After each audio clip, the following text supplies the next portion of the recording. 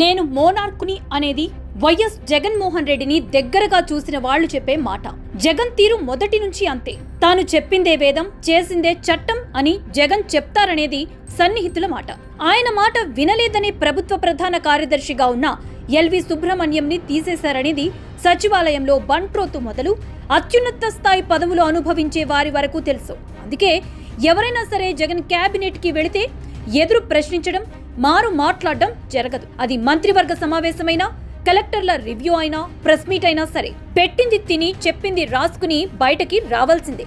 అందుకే తనను ఎవరూ ప్రశ్నించకూడదు అని జగన్ హుకుం జారీ చేయడంతో ముఖ్యమంత్రి అధికారికంగా నిర్వహించే మీడియా సమావేశాలకు కూడా కేవలం సెలెక్టెడ్ రిపోర్టర్లను మాత్రమే అనుమతిస్తారు. వచ్చిన వాళ్ళు ఎవరైనా ప్రశ్న వేస్తే లంచ్ బ్రేక్ ప్లీజ్ అని ఒక సైగ చేసి వెళ్లిపోతారు తప్ప జవాబు చెప్పేదే లేదంటారు. అందుకే పొలిటికల్ సర్కిల్లో అంతా జగన్ ని నియంత అంటారు. 2009 ఎన్నికల్లో తొలిసారి తండ్రి పదవిని అడ్డుపెట్టుకుని కడప పార్లమెంట్ ఎంపీగా గెలిచారు జగన్మోహన్ రెడ్డి.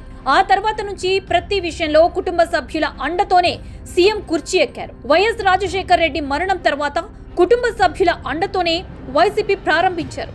అక్రమాస్తుల కేసులో జగన్ జైలుకు వెళ్లినప్పుడు పార్టీకి కుటుంబ సభ్యులే అండగా ఉన్నారు. తల్లి విజయలక్ష్మి, చెల్లి షర్మిల పార్టీ కార్యక్రమాలు చూసుకున్నారు.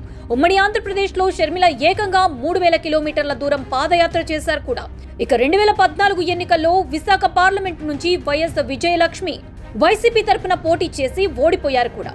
ఆ తర్వాత పార్టీ నిర్వహించిన ప్రతి రాజకీయ వేదికపై కూడా ఓవైపు తల్లికి, మరోవైపు చెల్లికి ప్రత్యేక కుర్చీలు ఏర్పాటు చేశారు జగన్. 2019 ఎన్నికలకు ముందు జగన్ పాదయాత్ర చేసినప్పుడు ప్రతి జిల్లాలో కుటుంబ సభ్యులంతా ప్రత్యేకంగా సమావేశమయ్యారు, పరామర్శించారు. 2019 ఎన్నికల్లో అయితే కాలుకి బలపం కట్టుకుని మరీ తిరిగారు. జగన్ గెలుపు కోసం అహోరాత్రులు శ్రమించారు. బై బై బాబు అంటూ షర్మిల చెప్పిన డైలాగ్ సోషల్ మీడియాలో బాగా వైరల్ అయింది కూడా. వైసీపీ గెలిచిన తర్వాత తల్లి చెల్లితో కలిసి సీఎంగా ప్రమాణ స్వీకారం చేశారు జగన్. ఆ తర్వాత సీన్ పూర్తిగా రివర్స్ అయింది. అన్న చెల్లెళ్ల మధ్య ఆస్తి వివాదాలు తలెత్తాయి.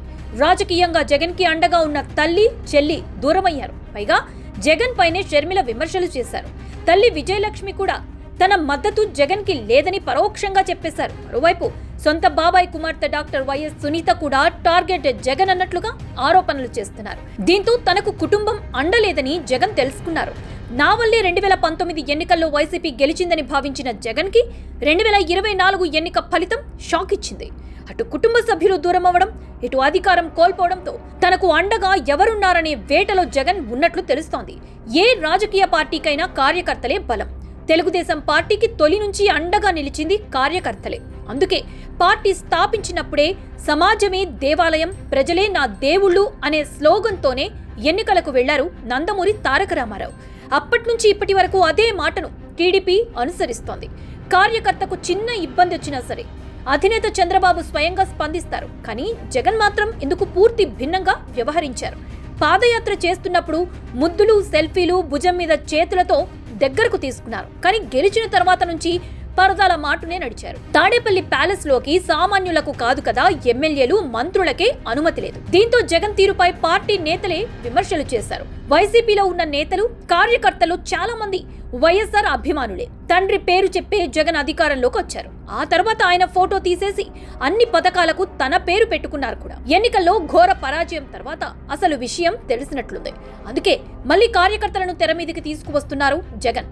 2019 ఎన్నికల్లో జగన్ గెలుపు కోసం కష్టపడిన వాళ్ళని ఇప్పుడు మళ్లీ తెరపైకి తీసుకువస్తున్నారు. కార్యకర్తల చేత, కార్యకర్తల కోసం, కార్యకర్తల వల్ల అంటూ కొత్త పాట పాడేందుకు జగన్ సిద్ధమైనట్లు తెలుస్తోంది. నాయకుల కంటే కూడా కార్యకర్తలకే ఎక్కువ ప్రాధాన్యత ఇవ్వాలని జగన్ భావిస్తున్నట్లు తెలుస్తోంది. వాస్తవానికి ప్రస్తుతం వైసీపీని నాయకుల కొరత తీవ్రంగా కలవరపెడుతోంది. జగన్ సన్నిహితులని భావించిన వారే పార్టీకి గుడ్ బై చెప్పేశారు.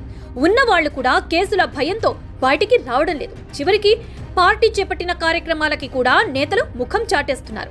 వచ్చే ఎన్నికల నాటికి పార్టీ పుంజుకోవాలంటే అది కార్యకర్తల వల్లే సాధ్యమనే జగన్ నమ్మకం. అందుకే ఇటీవల జరిగిన నియోజకవర్గాల రివ్యూ మీటింగ్ లో కూడా పదే పదే కార్యకర్తల గురించి జగన్ ప్రస్తావిస్తున్నారు. మొత్తంగా కార్యకర్తలపైనే పూర్తిగా ఆధారపడాలని జగన్ భావిస్తున్నట్టు తెలుస్తోంది. అలాగే పార్టీని వీడిన నేతలను తిరిగి తెచ్చుకునేందుకు కూడా జగన్ రెడీ అన్నట్లుగా తెలుస్తోంది. మరి జగన్ ప్లాన్ వర్కౌట్ అవుతుందా లేదో చూడాలి.